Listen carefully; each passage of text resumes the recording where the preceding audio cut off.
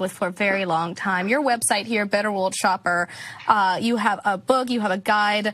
This is something that you deal with frequently. People are not aware just how far back the companies go with a product that seems like it's natural or organic or saving the planet, but frequently when you look deeper into it, it's just not so.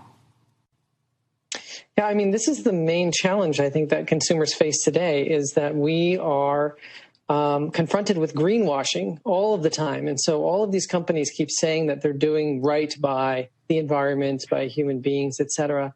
And yet we know that they're not. And so the question is, how do we figure out kind of the good guys from the bad guys? And so, you know, with my own research, I've been working in this area for about a decade now. And I dig back about 25 years, and you can find data on animal protection issues, on human rights and social justice, on community involvement issues, and all kinds of environmental issues.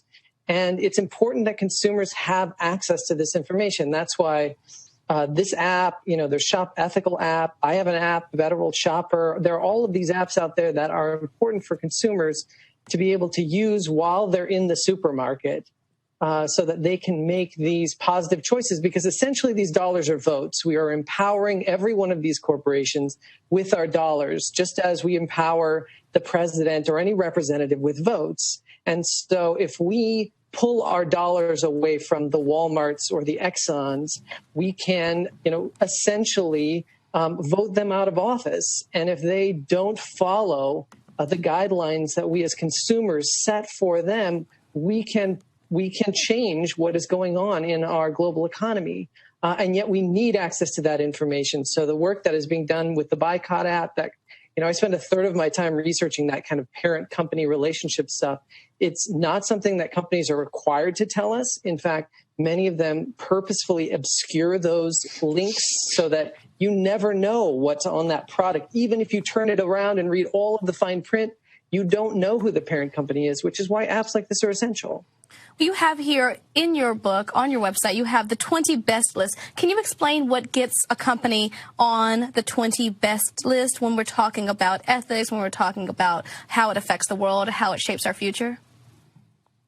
Certainly. So this 25 years of data comes from just around 50 or so various sources, third-party sources, nothing from the companies themselves, but rather mostly nonprofits, some government data, some private sources of data, all accessible by the public and verifiable.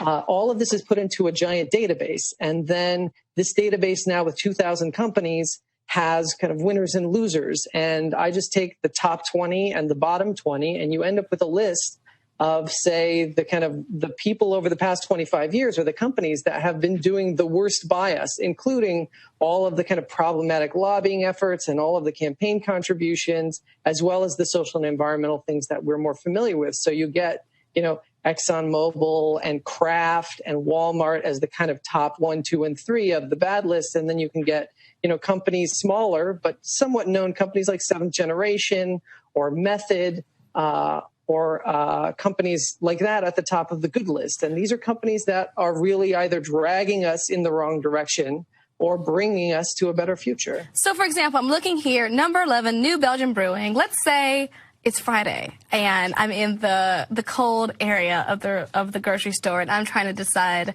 what I'm interested in imbibing that night. And I start scanning, and I scan a Fat Tire beer, and it would come up that it's great. It has great things.